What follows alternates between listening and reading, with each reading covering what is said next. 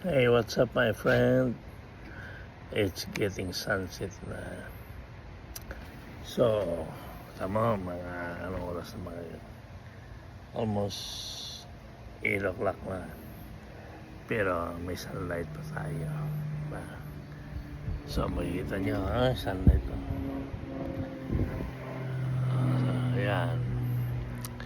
So, muni-muni ka ako dito. Dito lang ako sa deck. Sa bahay.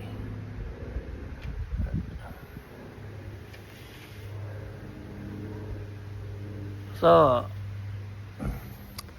ganito lang yung buhay dito, mga friends, sa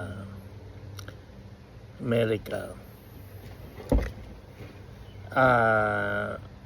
Malungkot. Malungkot in the sense na ang kaibahan is kung nandiyan ka sa atin is siyempre, di ba? Paglabas mo may kausap ka kaagad, di ba? May mga kapitbahay. Dito hindi ganoon ang sitwasyon. Yan, nakikita mo yan, mga kapitbahay ko, di ba? Kapitbahay ko yan, di ba? Pero for all these years, yung mga kapitbahay ko, hindi ko nakakausap. Actually, hindi ko nakakausap talaga. Nung magsimula ko rin makatira dito. Ganyan dito eh. Hindi mo hindi mo siya yung close na kaibigan katulad sa atin na kapitbahay mo, kaibigan mo, diba? Kaya malungkot sa Amerika, kailangan mong makikonnect talaga sa Filipino community para maging masaya yung buhay mo. Tingnan mo ako lang mag-isa umiinom. Umiinom ako yan, diba? Kasi malungkot ang buhay dito. Kung maging mas malungkot ang buhay mo, kung yung asawa mo, hindi mo pa kasundo.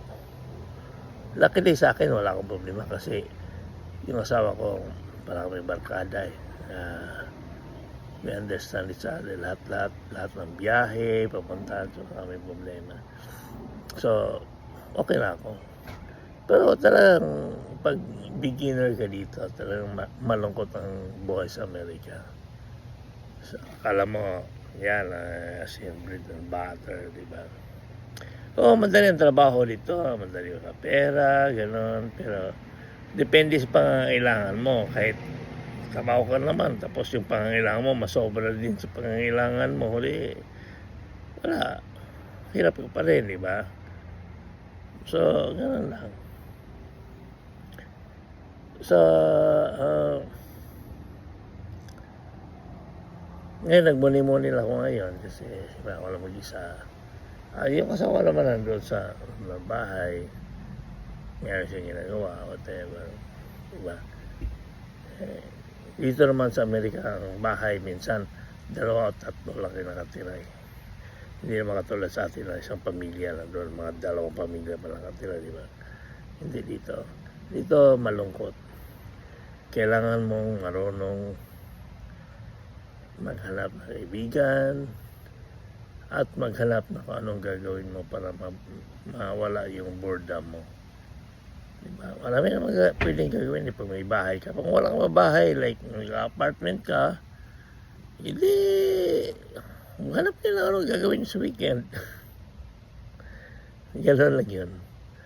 Gano'n dito. Iba ang buhay dito, iba sa atin. Pero kung tatanungin saan ang mas masaya pa rin sa atin. Diba? Mas masaya pa rin sa atin. Of course, kasi pag gising mo pa lang, dudungaw ka lang doon sa bakod niya. Nandun yung kapitbahay mo, pwede na kayo magchismisan, di ba?